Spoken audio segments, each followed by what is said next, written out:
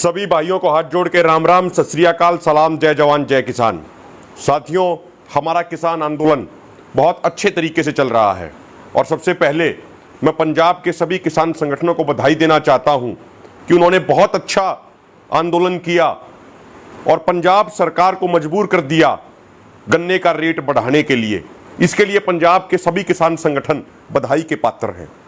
साथियों, जो दिल्ली के बॉर्डरों पे जो हमारे मोर्चे चल रहे हैं ये भी बहुत अच्छे तरीके से चल रहे हैं, लोगों में उमंग है, जोश है। लेकिन दूसरी तरफ बीजेपी आरएसएस भी लगातार नई साजिशें रचते जा रहे हैं। उनका काम है, बीजेपी आरएसएस का काम है षड्यंत्र रचना। वो पहले दिन से इस मोर्चे के खिलाफ षड्यंत्र रच रहे हैं और अब उन षड्यंत्र रचने की उनकी स्पीड लगातार बढ़ती जा रही है। उसी के बारे में आज हम आपको आगाह करेंगे। साथियों, कई जगह लोगों ने सवाल भी पूछा। आरएसएस का एक संगठन है भारतीय किसान संघ, उसने कुछ दिन पहले टीवी पे ऐलान कर दिया कि यदि केंद्र सरकार ने एमएसपी की मांग पूरी नहीं की तो आरएसएस का भारतीय किसान संघ 8 तारीख से प्रदर्शन करेगा देश भर में। साथियों, हमें बीजेपी आरएसएस की इस चाल से सावधान रहना होगा। हमें भारतीय किसान संघ की इस चाल से सावधान रहना होगा। यह भारतीय किसान संघ, यह आरएसएस का संगठन वही संगठन है जब 2017 में मध्य प्रदेश में गांव बंद आंदोलन चल रहा था। सभी किसान संगठन मिलकर आंदोलन लड़ रहे थे। 1 से 10 जून तक का आंदोलन था। 4 जून तक आंदोलन जब चलता रहा और आंदोलन शिखर पे पहुंचने लगा। समझने की बात यह है कि पहले 4 दिन भारतीय किसान संघ यानी आरएसएस के संगठन ने उस आंदोलन का विरोध किया, लेकिन जब वो 4 तारीख को अपनी शिखर पे चढ़ा और आरएसएस वालों को लगा कि आंदोलन तो बहुत तेजी से आगे बढ़ेगा, तो 4 तारीख को आरएसएस भारतीय किसान संघ को उस आंदोलन के अंदर घुसाने की असफल कोशिश करता है।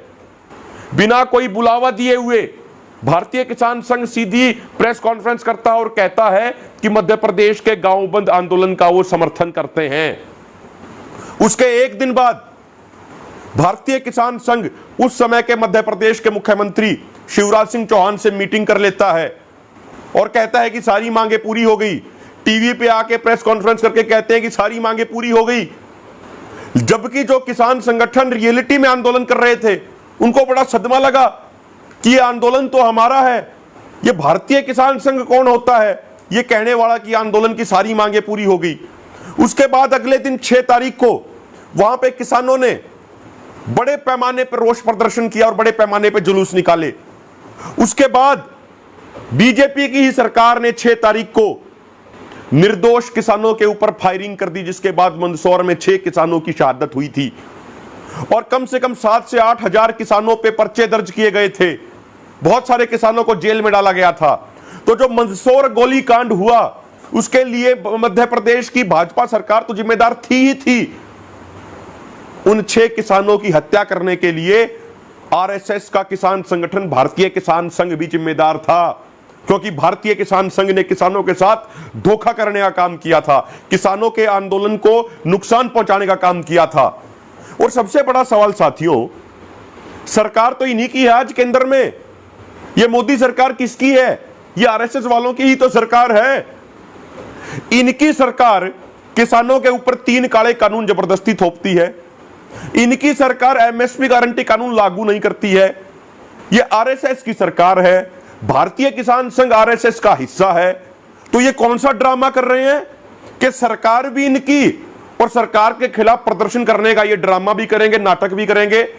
यानी कुल मिला के ये नूरा कुश्ती करने का प्रयास कर रहे हैं, ड्रामा करने का प्रयास कर रहे हैं, लोगों को बहकाने का प्रयास कर रहे हैं। लेकिन इन आरएसएस के लोगों को हम बताना चाहते हैं, ये किसान समाज सब समझता है। इन बीजेपी आरएसएस वालों की किसी चाल में नहीं आएगा। आज भारत का हर किसान, जो 80 करोड़ किसानों का परिवार है हिंदुस्तान का, ये संयुक्त किसान मोर्चा के साथ हैं। जो पिछले 9 महीने से दिल्ली के बॉर्डरों पे आंदोलन चल रहा है, किसान इस आंदोलन के साथ हैं। किसानों की मांग है 3 काले कानून रद्द किए जाएं और एमएसपी गारंटी कानून लागू किया जाए। ये किसान अब बहकावे में नहीं आएंगे, ये किसान किसी आरएसएस की बातों में नहीं आएंगे, ये किसान किसी बीजेपी वालों की बातों में नहीं आएंगे।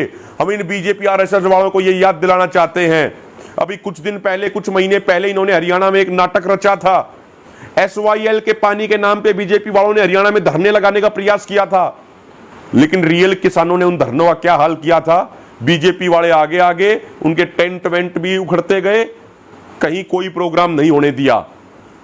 तो यदि कोई भी संगठन, यदि कोई भी बीजेपी आरएसएस या उनकी किसी सहयोगी पार्टी का संगठन किसानों को बहकाने का प्रयास करेगा तो किसान उसका जोरदार तरीके से इलाज करेंगे और अब किसान बहकावे में नहीं आएंगे।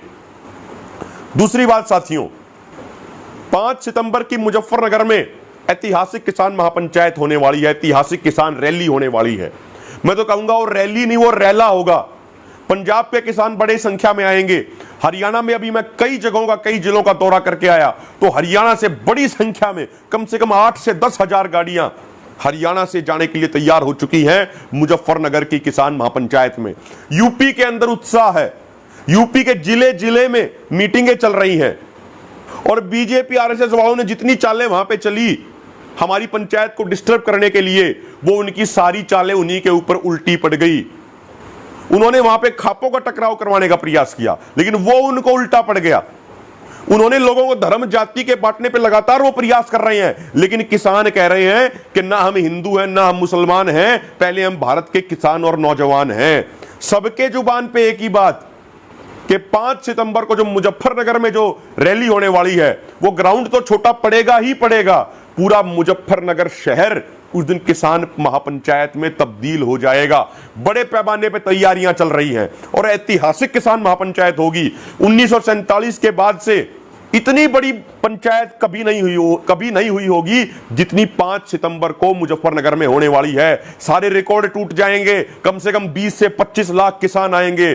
कश्मीर के किसान आएंगे, हरियाणा के किसान आएंगे, पंजाब के किसान आएंगे, केरल, कर्नाटक, गुजरात, तमिलनाडु, आंध्र प्रदेश, उत्तर प्रदेश, मध्य प्रदेश, असम, हर जगह के किसान उस किसान महापंचायत में शामिल होने वाले हैं। तो हम भी आह्वान करते हैं देश भर के किसानों से, जो ये संयुक्त किसान मोर्चा के बैनर तले 5 तारीख को जो किसान महापंचायत होने जा रही है मुजफ्फरनगर में, हम सब की जिम्मेदारी बनती है इस किसान महापंचायत को सफल करें। साथियों, अंग्रेजी में एक कहावत है, first impression is last impression. 5 तारीख को मुजफ्फरनगर से मिशन यूपी, मिशन उत्तराखंड का भी ऐलान होने वाला है। वो पहला इंप्रेशन ऐसा होना चाहिए, वो पहली हमारी पंचायत ऐसी होनी चाहिए कि जो बीजेपी वाले जो आज घुटनों पे बैठे हैं, ये बीजेपी वाले नाक रगड़ने पे मजबूर हो जाएं। ऐसी महापंचायत हमारी होनी चाहिए। हर व्यक्ति की जिम्मेदारी है, अपने अपने गांव में ड्यूटियां लगाओ, जिन गांव में तैयारी नहीं हुई है अपनी गाड़ियों को तैयार करो और मुजफ्फरनगर की पंचायत में अधिक से अधिक संख्या में पहुंचो। जीआईसी ग्राउंड में यह महापंचायत होने वाली है। साथियों, इसके पैरेलल में बीजेपी वाले पश्चिमी उत्तर प्रदेश में बहुत शरारत भी कर रहे हैं, बहुत गुस्ताखी भी कर रहे हैं बीजेपी आरएसएस वाले। उनके एक नेता ने चौधरी चरण सिंह के बारे में बहुत अपमानजनक शब्दों का इस्तेमाल किया। चौधरी चरण सिंह जो किसानों के मसीहा हैं, उनके बारे में बीजेपी वालों ने कहा कि चौधरी चरण सिंह को पहले ही निपटा दिया होता तो अच्छा होता। ऐसी बातें हमारे किसान समाज के पूर्वजों के बारे में बोली जा रही है बीजेपी आरएसएस द्वारा। साथियों, यदि कोई हमारे पूर्वजों के बारे में ऐसा बोले और हम बर्दाश्त कर लें, यह चीज ठीक नहीं है। हमें शांतिपूर्ण तरीके से, अनुशासित तरीके से इन बीजेपी आरएसएस वालों को मुंह तोड़ जवाब देना है। यदि अब भी हमारा खून नहीं खोलेगा तो फिर यकीन मानिएगा कि हमारी नसों के अंदर खून नहीं, पानी बह रहा है। लेकिन जो हम जवाब देंगे, वो जवाब शांति के साथ देंगे, वो जवाब अनुशासन के साथ देंगे, वो जवाब तौर तरीके से देंगे। और हमारा जवाब क्या होगा? हमारा जवाब होगा 5 सितंबर की मुजफ्फरनगर की रैली। ये बीजेपी आरएसएस वाले तो सिर्फ मुंह से बोलते हैं, हम समय और अपने तरीके, अपने काम से इनको जवाब देंगे। यदि मुजफ्फरनगर रैली हमने रिकॉर्ड तोड़ कर दी, 20 से 25 लाख आदमी वहां पहुंच गए, तो बीजेपी वालों के मुंह पे करारा तमाचा होगा और उन नेताओं के, बीजेपी के उन नेताओं के मुंह पे करारा तमाचा होगा जो हमारे पूर्वजों के बारे में गलत बोलते हैं। इन बीजेपी वालों ने पश्चिमी उत्तर प्रदेश में किसानों को तालिबानी बता दिया। अरे किसान तो वो कौम है जो दूसरों की रक्षा के लिए अपने प्राणों की आहुति दे देते हैं, वो है किसान कौम। किसान कौम अपना पेट चीर के पूरे देश का पेट भरने का काम करती है। हरित क्रांति के बाद किसानों ने पूरे भारत को खाद्यान्न के मामले में आत्मनिर्भर बना दिया। किसान खुद कर्जदार हो गया, लेकिन उसके बावजूद किसान ने लगातार दिन रात मेहनत की, अपनी खून पसीने की मेहनत से पूरे देश का पेट भरने का काम किया, पूरे देश को खाने के मामले में आत्मनिर्भर बना दिया, अनाज के मामले में सरप्लस कर दिया। और आज उस किसान कौम को बीजेपी वाले तालिबानी बोल रहे हैं। तालिबानी कौन है? जो दूसरों के ऊपर अपनी चीजें थोपें, जो गुंडागर्दी करें, जो लोकतंत्र में विश्वास ना रखते हों, जो मानवता में, इंसानियत में विश्वास ना रखते हों, वे तालिबानी हैं। तो असली तालिबानी काम तो ये बीजेपी आरएसएस वाले कर रहे हैं, जो लोगों के साथ धर्म के नाम पे जाति करते हैं, लोगों को धर्म जाति के नाम पे बांटते हैं। ये बीजेपी आरएसएस वाले हमारे देश के लोकतंत्र के नाम पे कलंक हैं।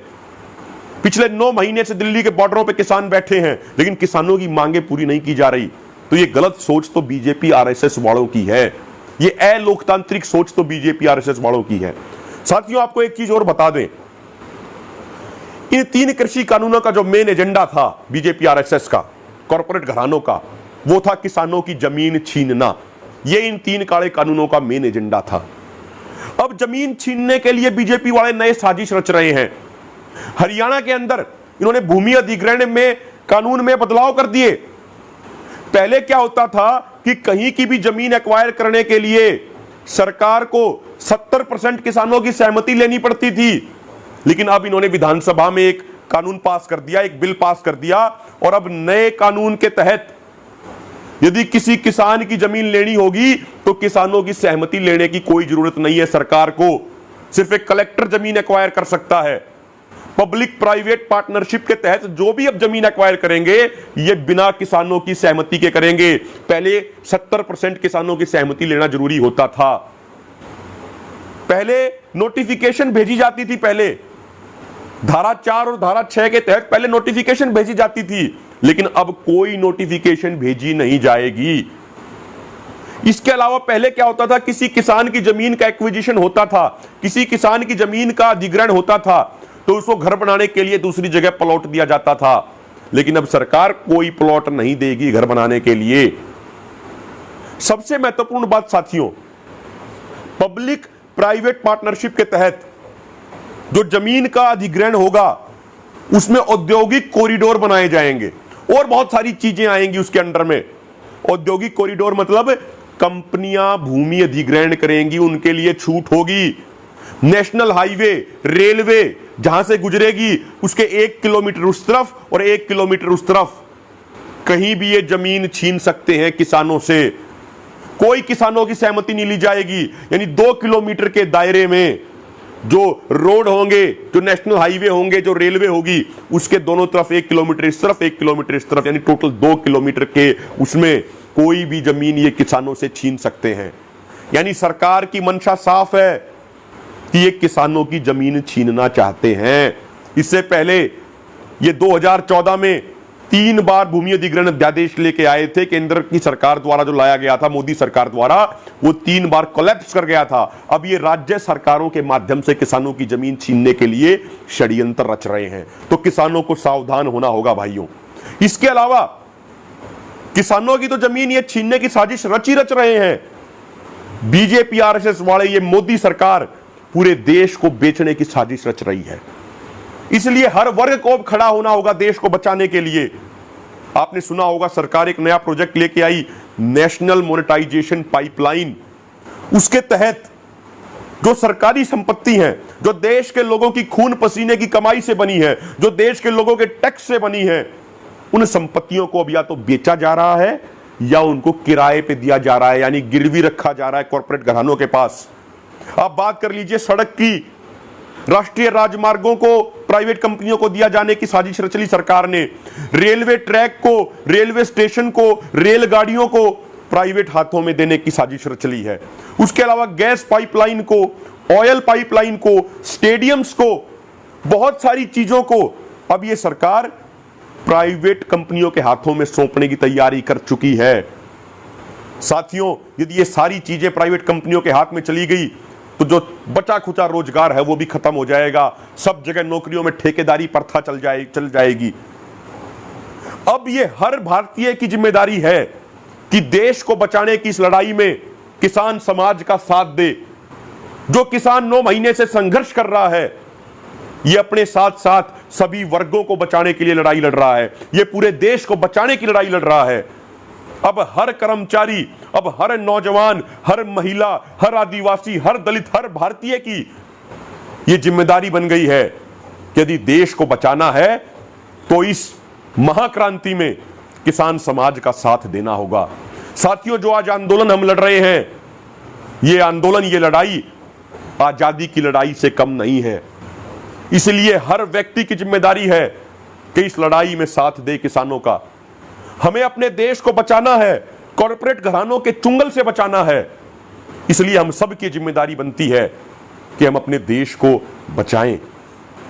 प्रधानमंत्री मोदी पहले कहते थे, जब ये प्रधानमंत्री नहीं बने थे, कहते थे देश को नहीं बिकने दूंगा, लेकिन आज क्या कर रहे हैं? देश को बेच रहे हैं। इनकी सारी आर्थिक नीतियां फ्लॉप हो गई।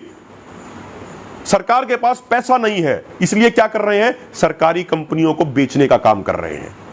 साथियों, एक बड़ा सवाल है, मोदी सरकार क्या प्रोपेगेंडा करती है? मोदी सरकार कहती है कि ये सरकारी कंपनियां घाटे में चल रही हैं, सरकारी कंपनियां कर्जे में चली गई, इसलिए इनको बेच दो या किराए पे दे दो।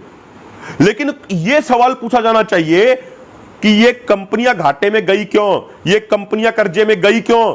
जो कंपनियां 2014 से पहले, जो नवरत्न कंपनियां, सरकारी कंपनियां बहुत अच्छा काम कर रही थी, जो पीएसयू, मोदी सरकार के सत्ता में आते ही सारी घाटे में चली गई।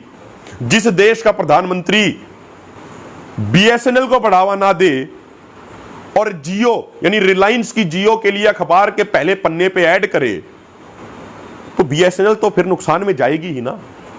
बीएसएनएल के सभी टावरों को औने पौने दामों पे दे दिया गया जियो को, और प्रधानमंत्री मोदी जियो की ऐड कर रहे हैं, तो फिर तो बीएसएनएल बर्बाद होगी ही ना। बीएसएनएल को कोई स्पेक्ट्रम ना दिया जाए तो बीएसएनएल तो बर्बाद होगी ही ना। तो सवाल यह पूछा जाना चाहिए कि ये कंपनियां घाटे और कर्जे में गई क्यों? तो साथियों, अंत में मैं आपसे यही कहता हूं, कल यानी 26 तारीख को, 26 और 27 को संयुक्त किसान मोर्चा का एक राष्ट्रीय अधिवेशन होने वाला है, जिसमें देश भर के 1,500 से 2,000 डेलीगेट, किसान डेलीगेट भाग लेंगे। मंत्रणा की जाएगी आंदोलन की आगे की रणनीति पर, क्या स्ट्रेटेजी हो, क्या रणनीति हो, और एक बड़ी अच्छी रणनीति बना के पूरे देश के साथ हम वो साझा करेंगे। रणनीति इसी बात पे बननी है कि आने वाले समय में आंदोलन को तेज कैसे करना है, आंदोलन को बड़ा कैसे करना है, ताकि हमारा आंदोलन अधिक से अधिक सफल हो पाए। साथियों, अंत में मैं आपसे यही कहूंगा, किसान एकता मोर्चा एक साधारण किसान की आवाज है, जो एक साधारण किसान की, जो धरनों की, जो मोर्चों की आवाज को पूरी दुनिया में कोने कोने तक पहुंचाने का काम करता है। तो किसान एकता मोर्चा के साथ आप अपना लगाव बनाए रखिए। इस पेज को अधिक से अधिक शेयर कीजिए, वीडियो को अधिक से अधिक शेयर कीजिए। बहुत बहुत धन्यवाद। आप घर बैठे हैं, किसी कारणवश आप मोर्चे पर नहीं आ पा रहे हैं, तो आप इतना तो कर ही सकते हैं कि सोशल मीडिया पे मिशन मान के किसान एकता मोर्चा की हर वीडियो को अधिक से अधिक शेयर करो, अधिक से अधिक व्हाट्सएप ग्रुप में डालो, अधिक से अधिक फेसबुक पेजेस पे डालो, फेसबुक ग्रुप्स में डालो, क्योंकि हमारे पास बीजेपी आरएसएस वालों की तरह गोदी मीडिया तो है नहीं, बीजेपी आरएसएस वालों की तरह पेड आईटी सेल तो है नहीं। ये किसान एकता मोर्चा के जो वॉलंटियर्स, जो योद्धा हैं, यही किसानों की आवाज है। तो इस आवाज को अधिक से अधिक शेयर कीजिए। बहुत बहुत धन्यवाद।